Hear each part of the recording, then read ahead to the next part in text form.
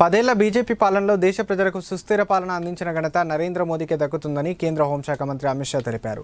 500 ఏళ్ల హిందువుల చిరకాల స్వప్నం రామమందిర నిర్మాణాన్ని పూర్తి చేసి మహిళలకు 33% రిజర్వేషన్లు, ట్రిపుల్ తలాక్, నిత్యం రావణ కష్టంలో మండే జమ్మూ కాశ్మీర్ సమస్యను పరిష్కరించి 370 ఆర్టికల్ రద్దు చేసిన ఘనత భారత ప్రధాని నరేంద్ర మోదీదే అన్నారు.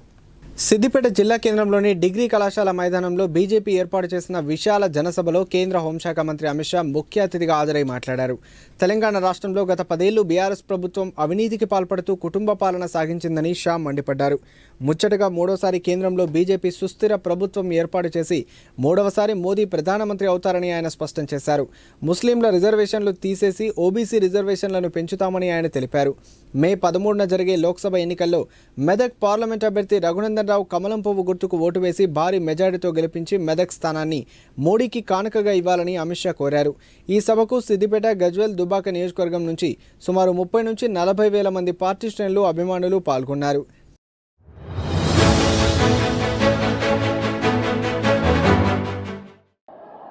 मैं लंबी बात नहीं करूंगा। मेदक वालों, मोदी जी को फिर से प्रधानमंत्री बनाना है या नहीं बनाना है?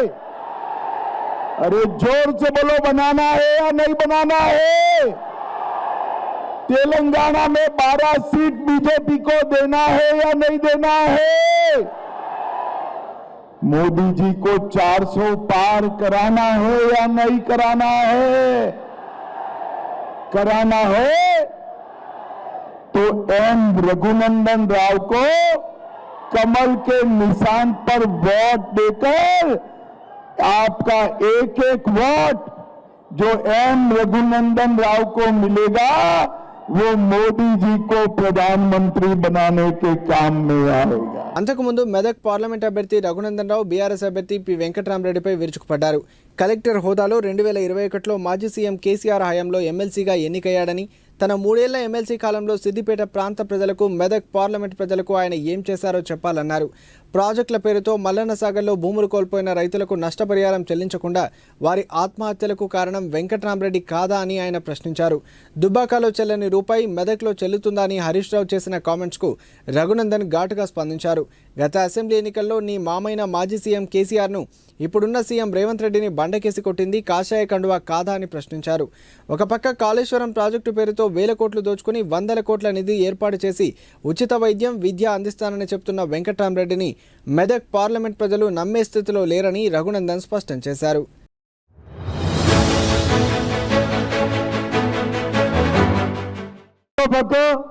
పది సంవత్సరాలు ఈ రాష్ట్రాన్ని దోచుకొని దొరికిన కాడికి ప్రతి భూమిని అమ్ముకొని ధరణి పేరు మీద ప్రాజెక్టుల నిర్వహణ పేరుతో అనేక రకాలైనటువంటి అవకతవకలు చేసి తను చేసిన తప్పుడు పనులను కప్పిపుచ్చుకోవడానికి చివరి దశలో కేసీఆర్ గారి కాళ్ళు మొక్కి కలెక్టర్ ఉద్యోగానికి రాజీనామా చేసి 2021లో ఎమ్మెల్సీ అయినటువంటి వెంకటరామరెడ్డి గారు ఇంకో పక్క బీఆర్ఎస్ పార్టీ అభ్యర్థి వస్తా ఉన్నాడు. నేను ఈ జిల్లాకి బాగా సేవ చేసిన, కలెక్టర్గా పనిచేసిన, 10 ఏళ్ళు నేను కలెక్టర్గా పనిచేస్తే మీ అందరి కష్టాలు తీరేలాగా మీ అందరి బిడ్డగా పనిచేసిన అని చెప్తున్నాడు. పల్లారెడ్డి అనేటువంటి రైతు తన తల్లిదండ్రులు కట్టించినటువంటి ఇంటి వాసాలని, పైనటువంటి దినాలని సెంటర్లో పెట్టి చితిగా పేర్చుకొని పెట్రోల్ పోసుకొని తనను తను తగలబెట్టుకున్నటువంటి మల్లారెడ్డి చావుకి కారణం ఈ వెంకటరామరెడ్డి అవునా కాదా మనం ఒకసారి చర్చ పెట్టాలి. గ్రామాల్లో ప్రాజెక్టుల కోసం రాత్రి పోలీసు వాళ్ళని పెట్టి, జామర్లు పెట్టి, ఊర్లకు ఊర్లు డీసీఎంలు పెట్టి జనాలను ఖాళీ చేయించినటువంటి మూర్ఖుడు ఎవరంటే వెంకటరామరెడ్డి తప్ప ఇంకొకరు కాదు. మెదక్ పార్లమెంట్ స్థానంలో బీసీ బిడ్డను గెలిపిస్తే ముదిరాజులకు మంత్రివర్గంలో చోటు కల్పిస్తానని చెప్పడం సీఎం రేవంత్ రెడ్డికి తగదని బీజేపీ ఎంపీ అభ్యర్థి రఘునందన్ రావు అన్నారు. 119 మంది ఎమ్మెల్యేల్లో ఒక ముదిరాజు బిడ్డ, అది సీఎం ప్రాతినిధ్యం వహిస్తున్న పాలమూరు నుంచి ఉంటే ఆయనకు మంత్రి పదవి ఎందుకు ఇయ్యలేదు రేవంత్ రెడ్డి చెప్పాలని రఘునందన్ అన్నారు. మొన్న మెదక్ వచ్చిన సీఎం రేవంత్ రెడ్డి అడ్డగోలుగా మాట్లాడుతూ అన్ని అబద్ధాలు చెప్పాడని ఎద్దేవా చేశారు. ఎన్నికల ముందు తమ ప్రభుత్వాన్ని ఆశీర్వదిస్తే డిసెంబర్ 9న 2 లక్షల రైతు రుణమాఫీ చేస్తామని చెప్పి రైతులను మోసం చేసింది కాంగ్రెస్ పార్టీ కాదా అని రఘునందన్ నిలదీశారు. అంతేకాకుండా వృద్ధులకు 4,000 పెన్షన్, మహాలక్ష్మి పథకం కింద మహిళలకు 2,500 అమలుకు సాధ్యం కాని హామీలను ఇచ్చి తెలంగాణ ప్రజలను వంచింది కాక గాంధీ భవన్ ముందు నయవంచన పేరుతో దీక్షకు దిగడం సీఎం రేవంత్ రెడ్డికి తగదని ఆయన అన్నారు. ఇప్పటికైనా అటు కాంగ్రెస్ ఇటు బీఆర్ఎస్ నాయకులు మాటలు అదుపులో పెట్టుకొని మాట్లాడాలని మెదక్ బీజేపీ ఎంపీ అభ్యర్థి రఘునందన్ రావు హెచ్చరించారు. మే 13న జరిగే లోక్సభ ఎన్నికల్లో కమలం పువ్వు గుర్తుకు ఓటేసి నరేంద్ర మోదీ నాయకత్వాన్ని బలపరచాలని మెదక్ పార్లమెంటు ప్రజలను రఘునందన్ రావు కోరారు.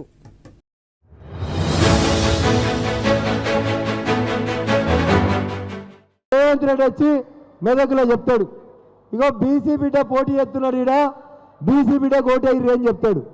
అయ్యా రేవంత్ రెడ్డి 2023 నవంబర్లో పటాన్చెరు నుంచి కాంగ్రెస్ పార్టీ నుంచి కూడా ఒక బీసీ బిడ్డనే పోటీ చేసిండు. మరి ఆయన నోడగొట్టింది ఎవరు? ఇలా నువ్వు బీఫామ్ ఇచ్చిన ఆయన ఎవరు మీ క్యాండిడేటు?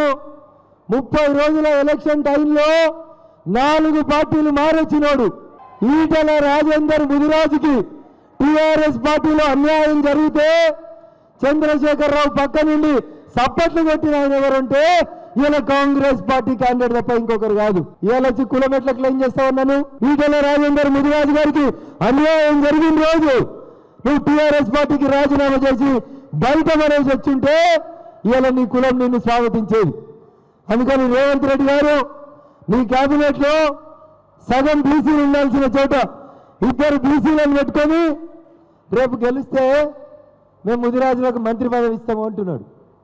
నేను అడుగుతున్నా రేవంత్ రెడ్డి గారిని, 119 మంది ఎమ్మెల్యేలలో ఒకడే ఒక ఎమ్మెల్యే ముదిరాజు బిడ్డ నీ సొంత జిల్లాకి వెళ్ళి గెలిచిండు. ఎందుకు వెళ్ళే రేవంత్ రెడ్డి మంత్రి పదవి?